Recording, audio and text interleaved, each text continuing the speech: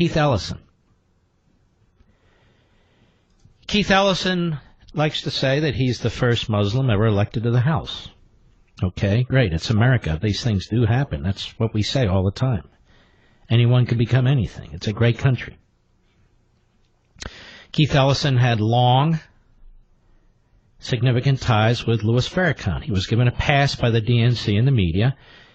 I believe he was, I don't know if he still is, the number 2 at the Democrat National Committee, and strongly endorsed by Bernie Sanders.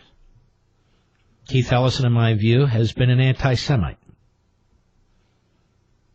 Then he wants to get higher office. He pretends he's not, and he pretends he had no relationship with Farrakhan. Sure he did.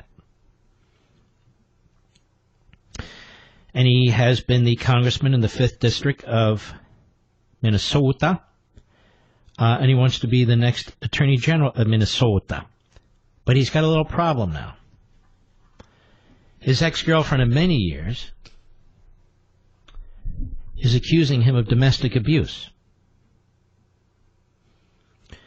This is how NPR News, Minnesota Public Radio, because there's just not enough radio in Minnesota, you know, reports it.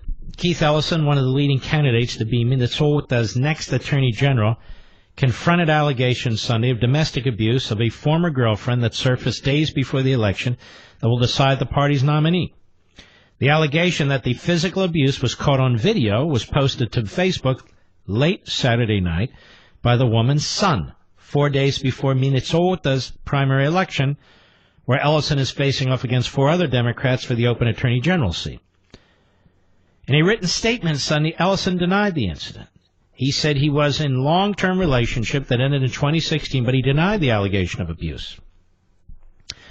What happened is the allegedly abused woman, who had been in a relationship with him, as he says, for a long time, her son came forward on Facebook. Austin Monahan, he's 25, he was very angry about what had happened to his mother. And now his mother has put out a statement confirming what the son says about long-term abuse by Ellison. But he says, I still deeply care for her well-being. This video does not exist because I never behaved in this way, and any characterization otherwise is false.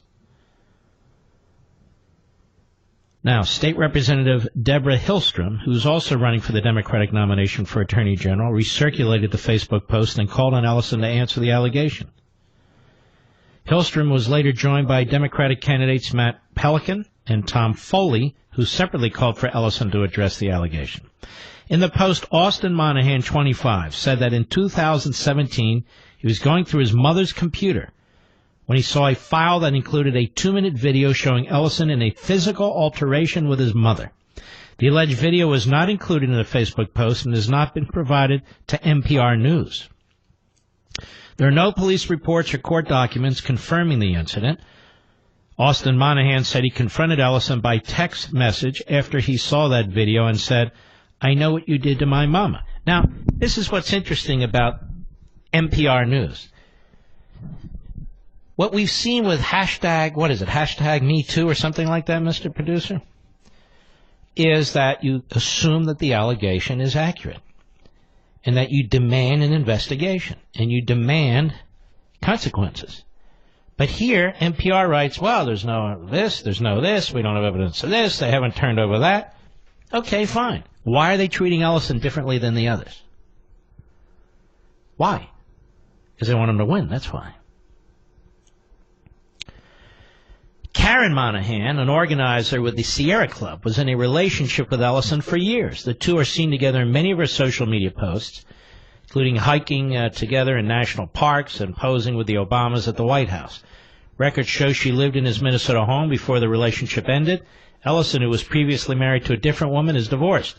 In recent weeks, Karen Monahan has been active on social media talking about the Me Too movement, which encourages women to share their experiences of sexual harassment and assault, and has also shown public support for Hillstrom's campaign for Attorney General. Until now, she hadn't named Ellison in the posts, but she had tagged him in many. More than 100 text and Twitter messages between Ellison and Karen Monahan, shared by Karen Monahan and reviewed by NPR News, show the two communicating after their breakup for months, coordinating her getting her things from his house, The tenor of the conversation at times was friendly, with the two acknowledging concern and care for one another. At other times more combative over the terms of their breakup and emotional pain Karen Monahan said he caused her. In one exchange, she tells Ellison she plans to write about their journey in a chapter in her book, and Ellison warns her not to. Horrible attack on my privacy. Unreal, he wrote in one message.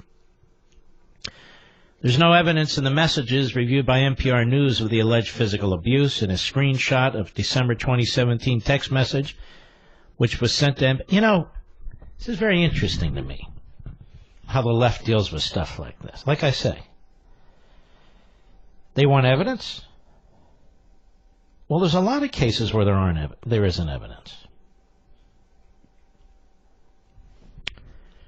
Kim Ellison, who is Keith Ellison's ex-wife, came to the congressman's defense, signing a statement that was emailed to reporters. We may be divorced, but we are still family, she wrote. I want members of our community to know that the behavior described does not match the character of the Keith I know.